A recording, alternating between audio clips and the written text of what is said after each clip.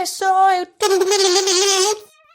Alright there, you little demons, Jules here for WhatCulture.com, back again with another episode of the awesomely named and awfully hosted Choose Your Own Adventure, the weekly medieval theme format where I, the Crown Jewels of WhatCulture.com, take a list chosen by you. Yes, you, the person who is losing their bloody mind at the moment. It's hot, it's cold, it's sweaty, it's less sweaty. English weather, make up your goddamn mind. This is your final warning. Yes, you get to decide what list I dole out to you each and every weekend. This week we have none other than, that was a very dramatic grab off the table there, Frank Tor for their suggestion of video game choices that you were forced to make because, hate to break it to you, pal, you weren't leveled up enough. Now, there's nothing quite like that pit-of-the-stomach feeling in a game where you are just grossly unprepared for the battle ahead and then you just get your ass summarily handed to you by a boss or enemy that had your number from the jump. But sometimes that forces you to make choices that you actually can't say no to because you don't have the skills or relevant abilities because you are so underleveled to say, nah, thanks, I'm good. Or, yeah, mate, let's go. Those are the only two options that you really have in this one there. So let's have a chat about them as I'm Jules, this is WhatCulture.com, and these are 8 video game choices you were forced to make because you were underleveled. And if you want to be part of next week's episode, then pop what you'd like to see down in the comment section below. But with that in mind, let's get on with this list, shall we? With number 8, Cheesing the Dragon Rider, Dark Souls 2. Now, if you're not leveled up enough to take on a tricky boss and all other avenues have been exhausted, it is time to whip out the cheese strategy. If you've got no morals, absolutely fine. It's basically you looking the developer in the eye and just being like, I know your game, mate. I'm actually playing it. Haha, very funny. But at the same time, I'm not playing no more. It's my rules, my house. Get out, because I'm kicking you in the face. That was a very low kick there, Jules. I need to work on my flexibility. And evidently that's what many players did when they came up against the Dragon Rider in Dark Souls 2. And while it is surely not one of the most challenging bosses in the game, he can nevertheless provide a tenacious obstacle for the unprepared player who is just still trying to get good. Now, for all but the most pride-filled of players, there is, however, a way around him. A now infamous method to basically trick the lead-footed Dragon Rider into shuffling himself off his own bloody mortal coil. Basically, it involves you not pulling all the levers to make the arena bigger, going up to him and just saying, "Oi, your mum," like you're some sort of D-list celebrity YouTuber back in 2016. Pause for effect.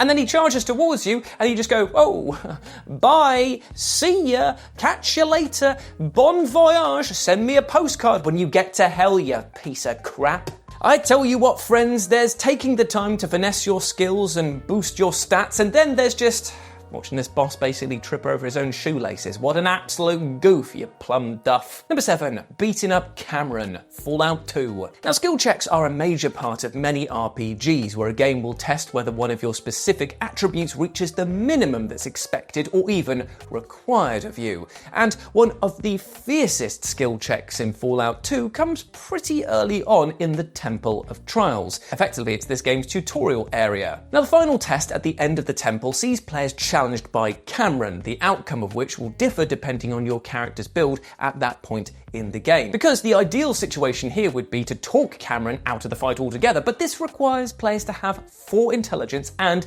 the speech skill tagged, ensuring that those who invested their skills elsewhere are basically out of diplomatic options. So yeah, if you're trying to do a pacifist run, but aren't clever enough or have enough of a silver tongue, you're basically just going to be like, I'm sorry, Cameron, you got to die. And he's just going like, I chose this life, mate.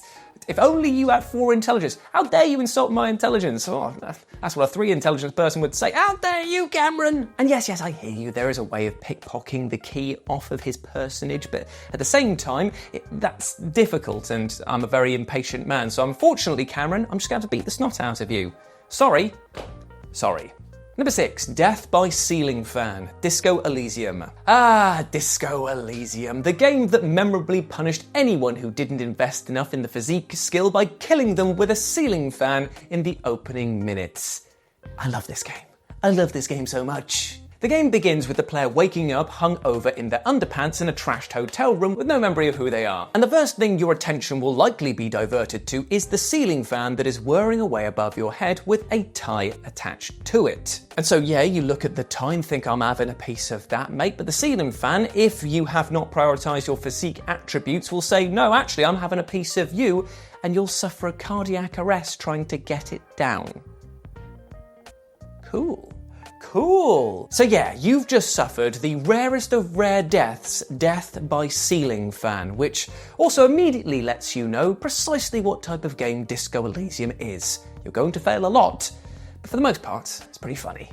Number 5, a lack of courage, Persona 4 Golden. Now, away from combat and all the action, Persona 4 Golden has a unique, some might say frustrating approach to incentivizing players to go through it a second time. The multitude of dialogue options that are simply locked out on a first playthrough. Now, numerous times throughout the game, you might see a dialogue option only for the game to then inform you that you don't have enough courage for it. And so, you'll be forced to take a much weaker, lesser, or downright stupid response and just forced to proceed. This is especially prevalent earlier on in the game before you've even been given a chance to raise the courage stat, effectively forcing your hand during certain exchanges. And this ensured that the most completionist of players felt damn near compelled to give the game a second go-around, with social stats that they accrued during the initial playthrough carrying over into that run. And those folk right there, well, they got to experience all the good stuff, namely just being an absolute sick ledge, smooth talker, you know what I'm saying? Woof, woof, woof. Cock of the walk. Number 4, exploiting the basilisk XP farms. Baldur's Gate. Now, in the vein of most older RPGs, the original Baldur's Gate has little mercy for the unprepared, ensuring that those who are foolhardy enough to just head into battle without the stats to back it up will quickly get eviscerated. And so you might ultimately be compelled to take a sneaky shortcut or two by abusing an exploit in the game, one that has become famous around the world, the Basilisk XP farm. Now, there are several spots in the game which are rife with the reptilian basilisks, which are extremely dangerous, that's for sure, but can net you a colossal amount of XP if you're able to defeat them. And herein, my friends, lies the juiciest, smelliest of tricks. Use the Cloak of Algernon to charm one of the basilisks and force it to cast Petrify on another basilisk, instantly killing the creature and scoring you a giant XP windfall. But you know what? It doesn't end there. Then use a stone to flesh scroll to undo the petrification effect, allowing you to swiftly repeat the action and hoover up tons of XP and level up very, very fast. Now, while not strictly in the spirit of Baldur's Gate's hardcore RPG style, it is weirdly still within the realms of Baldur's Gate 3's style, because there, any playthrough was a good playthrough. You could just carry a barrel around with you throughout. I mean, have you seen that one where there was a person who took an owlbear and just turned it into like a wrestler and just had them do all the work for them, even like including jumps from about 50 foot away? It was crazy. You can do whatever in that game. But Baldur's Gate 1, it was doing it first. Number 3, joining a corporation, EVE Online. But you know what? There is perhaps no single video game in history more hostile to newcomers than EVE Online, a spacefaring MMO whose stories of intergalactic piracy and epic battles totaling thousands of human players, well, they are the stuff of legend, my friend.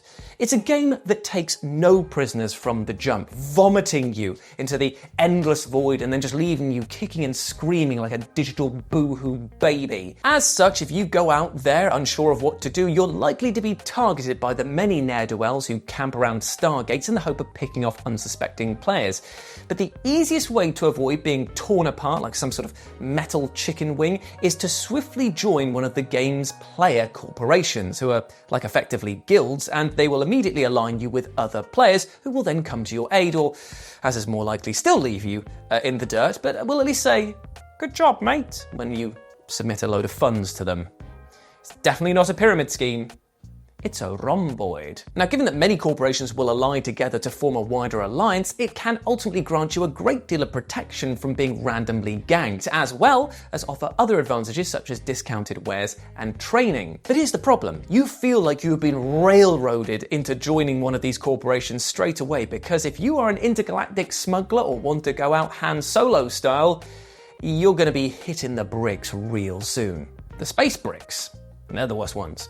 Number 2, dropping the difficulty for Kate Sith. Final Fantasy VII Rebirth. Now, Final Fantasy VII Rebirth is one of the year's most stunning gaming experiences, albeit not one without some pretty polarising elements. Chief among them is the game's 11th chapter, a large portion of which forces players to take control of Kate Sith, the Scottish accented robotic cat that they've probably been neglecting up until this point. Let's face it, we all did that. But much of Chapter 11's trip into Shinra Manor focuses around Kate Sith as a mandatory main party member. And because apparently an obnoxious box-throwing minigame wasn't tricky enough, you've also got to deal with a ton of hellacious enemies solo. Even tougher than the yin and yang boss fight is these two bastardly adjudicators, which will make relatively short work of even skilled players. Enough so that many players actually felt compelled to crank the difficulty down to easy just to get past this section. Now, sometimes there aren't any fancy tricks to get out of a tricky situation when you're clearly unprepared for the task ahead. You just gotta basically just pinch your nose, bite the bullet, play on easy mode for a little bit. And hey, you know what? It's just gamer pride that's in the toilet now. And what's gamer pride worth? Nothing. Are you sure? Nothing. Are you sure? Nothing.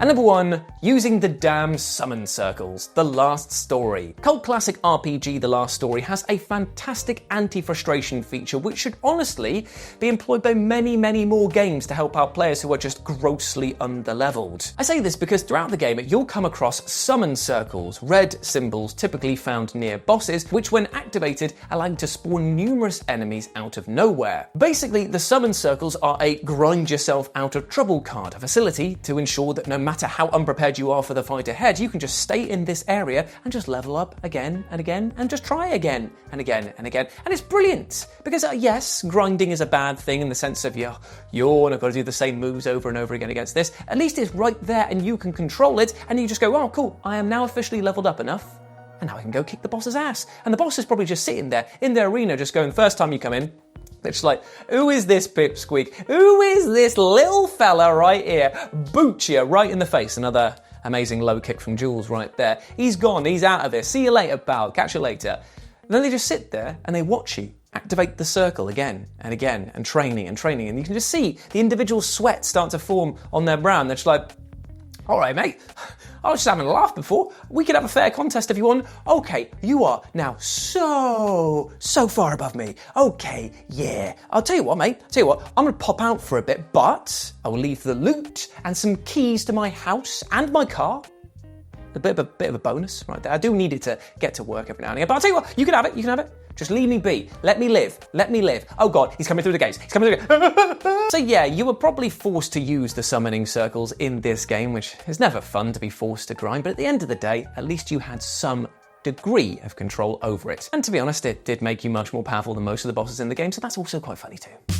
And there we go, my friends. Those were 8 video game choices that you were forced to make because you were not leveled enough. I hope that you enjoyed that and let me know what you thought about it down in the comment section below. And if you want to suggest next week's episode, pop your comment down there as well. As always, I've been Jules. You can go follow me over on here on the social medias, over on X and Instagram, where it's at RetroJ, but the O is a 0. And you can follow Simon, lovely editor, over on her social medias over here as well. But before I go, I just want to say one thing. Even though we spoke today about choices you were forced to make, you know what, my friend? There's one choice that I'm going to force you to make, and that is to be kind to yourself.